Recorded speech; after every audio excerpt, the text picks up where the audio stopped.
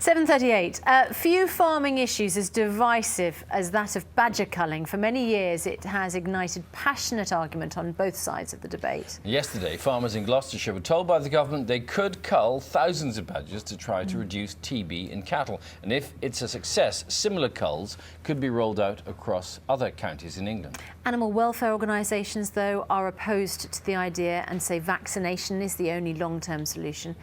And now a government scientist involved in the original research has described the move as crazy. Palab Ghosh has more. The growing incidence of TB in cattle, particularly in the southwest of England, has been described as a time bomb going off in slow motion. Last year there were 5.4 million cases in England. Government research suggests that many of the new cases are from cattle coming into contact with infected badgers. The licence granted will allow the first of 2 pilot schemes to cull badgers. The plan is based on the results of a 9-year trial, which showed that the spread of the disease could be slowed slightly if more than 70% of badgers in an area could be eradicated over the course of 4 years. If it was less than 70%, the spread of TB in cattle could not be stemmed and may even increase. But the scientist who carried out the study has told BBC News that these pilot studies make no sense and are crazy. According to Lord Krebs, who's one of the government's most respected scientific advisers, the Department for Environment, Food and Rural Affairs has no way of knowing how many badgers there are in the area in the first place, and so won't know when they've killed 70% of them. DEFRA said it would be using data from previous studies and would commission its own research to estimate badger numbers. 7:30 long. The National Farmers Union backs a cull, but is taking part in trials to see if vaccination is practical. Palab Ghosh, BBC News.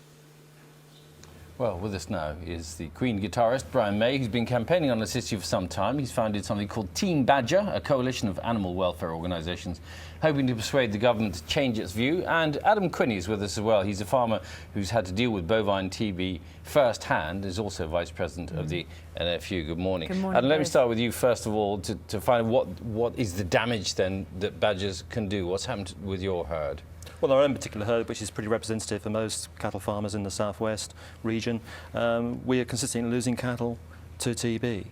These are cattle that were born on the farm, never left the farm, and have sadly gone down of TB. So, and that affects your breeding policies and really disrupts your business. Plus the fact you're testing cattle every 60 days. And is there any doubt scientifically that there is a link between the presence of badgers and bovine TB? That it's the badgers who are passing it on to the cattle? There's massive ways that cattle... There's massive doubt. Okay, we'll come to that in a second. In our own particular case, we track where all our cattle graze in the summer and each summer, and it's a strong link when they come back from areas which have bigger numbers of badgers. So it's a circumstantial link. Yeah. OK, so we've heard about the impact and the fact that farmers believe there is this link, and we've had a text this morning, Brian, it needs doing, it's harsh, yes, still needed. You need to look at the bigger picture, not just our poor badgers, they carry disease. Why do you oppose the cull? Well, for a start, the disease comes from cows. It doesn't come from badgers. You know, this is a very unfair situation. They've been the scapegoat for years and years, and farmers have been killing badgers for many, many years now. And effectively, we're in a cull situation already, and TB is rampant, as Adam has said. And all the scientific evidence that's been done, I mean, 11,000 badgers were killed in the ISG experiment, and their conclusion was that killing badgers cannot meaningfully contribute to the control of bovine TB in cattle. It's completely unequivocal. You guys are going against every piece of scientific evidence. And what a hideous, awful... I don't know how you sleep at night. I really don't. You've got kids. I don't know. How do you face your kids and say, yes, we're killing thousands of badgers, and maybe we're going to get a slight improvement in TB? It may make matters worse. You would even admit this. Adam, can you address the issue first, primarily of this link, whether there is a link or not? Well, there is a link. The Badger Trust themselves have admitted there is a link about 18 months ago. So the evidence is irrefutable that there is a link, that badgers, because of the way they spread the disease through their urine, is a real cycle of infection. There's no point taking out cows. I mean, we're taking out our best breeding cows. We've spent many generations building up some of the best genetics we can. To keep losing those. And you say, look at my children in the eyes. They're saying, Dad, why these cows keep going? Why are they disappearing? Why aren't you doing something about it? When you know where they've grazed, near where badgers... Let me finish. Where the badgers have been grazed out, we're getting a strong link. And we're talking about a carefully targeted campaign. And yes, there has been, on the farms that did the original trials, the farms where we did that, we've seen up to nearly a 40% decrease in TB now, years later. And we've adapted from those trials. And Brian, I mean, Lord Krebs, yeah, Krebs, whose trial it was, disagrees with you. He says this is a crazy plan. How do you justify it? It's actually quite simple to justify because we're not repeating what Lord Krebs did. We're actually at bigger areas. They've got harder boundaries, and he only managed to cull 40% in those areas as well. Our target is 70%. So we've learned from what those trials did, but the fact is, even after those trials, farms down there are nearly 40% less cases of TB than areas that didn't have that cull take place. This is a cooked-up statistic. You asked the I'm farmer sorry. how he can look his children in the eyes and explain what's happening, and his response is they see the impact on the cattle. I mean, this is having an impact on people's livelihoods. Yes, of course it is, and of course it's a problem that has to be solved. I'll actually spend a lot of time with Janro and other people from the NFU trying to find a way forward, to solve the problem for farmers. We all want to do that, but it's not. Killing badgers will not solve this problem. It's been shown time and time again. Right. If you believe this guy, write to him and tell him, it's okay to kill thousands of badgers. Let's just address another issue, which is vaccination. Because people say, why can't you vaccinate either the cattle? There's no vaccine for bovine TB for cattle, is that right? There is a vaccine for it. There's no approved vaccine for cattle at the moment. And as an interview, as farmers, we'd like to have a vaccine, but we've been promised a vaccine. But there is one for badgers. There is a vaccine for badgers. It's about 60 to 70% effective, which means to get any long-term effect, you have to vaccinate 100% of the badgers in your area. And I'll tell you what, we're vaccinating our own farm. It is jolly difficult to get those badgers into. We've had the badger trust doing the vaccine. They've worked extremely hard. Because you have to catch them and you have to catch them. They've worked extremely hard to do it. They're extremely professional. But the sad fact is, in 12 months, you've only got one badger. Now, we have to vaccinate 100% of the badgers to get this 70% herd immunity to make it effective in the badgers. Catching one is not going to work, is it, Brian? No, but what you should be doing is vaccinating cows, which you would agree with, wouldn't you? And I'm certainly committed to trying to make that happen. At the moment, we're not allowed to do that because of the EU regulations, which is incredible. If your children were dying of TB, you would vaccinate them. Well, no, you wouldn't think, hold on, vaccines if they were threatened. Vaccine protects people from disease. Absolutely. It doesn't cure a disease. No. So if you've got heavy areas like in Somerset, in Gloucestershire, where a good percentage of badgers are infected with TB, the vaccine will not stop them spreading. Have you read the IST report? Do you know what the percentage of badgers actually sick was? It was 1% of badgers. You're going to be killing. Guys, seconds out, end of round one. You're coming back in the next hour for more, but very interesting so far. Thank you both. Thank you. And there already has been an enormous response from viewers on that, so do keep your thoughts coming in. 7:46. You're watching Breakfast from BBC News. Rock legend turned animal activist Brian May tells us why he thinks the government is wrong to let farmers shoot badgers to prevent TB in cattle.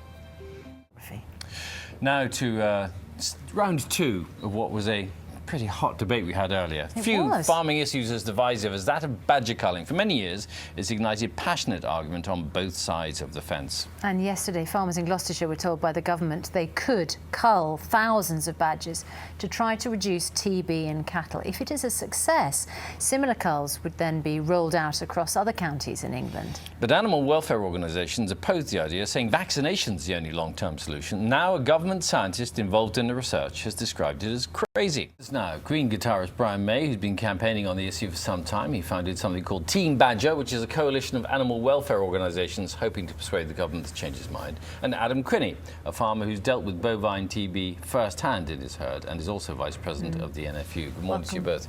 Lots of people writing in this morning because it's a very hot topic and talking about vaccination. Now, you can vaccinate badgers, except that you have to catch them first and give them the vaccination one by one. What about vaccination for cattle? Is there such a thing? Potentially there is, and that really is the holy grail. I think Brian and I would both agree that we both want to see vaccination of cattle. But at the moment, there is no vaccine available to European farmers, for that matter. So there's lots of hurdles to jump. We need to make sure we've got a vaccine that actually works, and the trials in South America show that it's not particularly effective. So we need to have a vaccine that works, then we need legislation change so we can use it, and then we need a test that's good and easy to use for differentiation between an animal that's got TB or been vaccinated. Meanwhile, while we wait for that vaccine, which I think you both agree would be one of the solutions, there is this badger cull going ahead, Brian, which farmers say is, or many farmers say, is the only thing they can do in the meantime. It's like, yeah, the farming community is saying, you know, something has to be done. Well, yes, something does have to be done, but it's not a cull, you know, and all the scientific evidence tells you that a cull is not going to work. You've heard, you know, Lord Krebs, who was actually the instigator of the trial that took place. The trial actually took 10 years, and I think about £10 million of the public money, and 11,000 badgers were slaughtered. And their conclusion was quite clearly that culling badgers cannot meaningfully contribute to the control of bovine TB in cattle. It's very, very clear. Now, the government and the NFU are ignoring this. They're saying, oh, we know better, you know, we can do it better, we're going to shoot them instead of this. And you know, it's a tragedy, because what we need is the vaccination, and all our resources should be put into the vaccination at this point. We should not be killing thousands of healthy, mainly healthy and innocent animals. Brian's saying that culling isn't going to help with bovine TB. Well, the government themselves have issued figures, and we've looked at the data ourselves that shows that it will have an effect by learning from the Krebs trial. Bigger areas, better boundaries. The Krebs trial only took out 40% of the badgers. You know, you do not start culling badgers lightly if you don't believe it will work. All the data we've looked at and all the systems we've looked at around the world, the only way of dealing with TB in cattle is also by dealing with the wildlife reservoir as well. If you don't do both, you've got this cycle of disease that goes between the wildlife and the badger and the cattle the whole time. But every expert in Britain disagrees with you, well, and every animal charity is behind this campaign. You know, the teambadger.org campaign is the RSPCA, it's I4, it's PETA. Everyone that's concerned about animals is concerned in this, and there is a government petition now on the government website. But there is another concern about animals going on here, isn't there? And that is concern about cattle. Absolutely. Who are being, who are suffering bovine TB, and concern about the welfare of farmers. It's their livelihoods. The problem has to be solved, but not with a cull. You know, we need to concentrate on the vaccination. What has been the cost to your herd individually and to other members of the NFU? Well, the average outbreak, according to DEFRA and the surveys being done, the average outbreak cost the farmer about £35,000. In our instance, it hasn't been as bad as that. I reckon it's cost us, after compensation, it's cost us about £7,000 a year. How many animals does that? We've lost about 30% of our breeding herd this last 18 months, and our farm these animals are born on our farm. Yes, we do buy the cattle end, but these are actually animals born on our farm.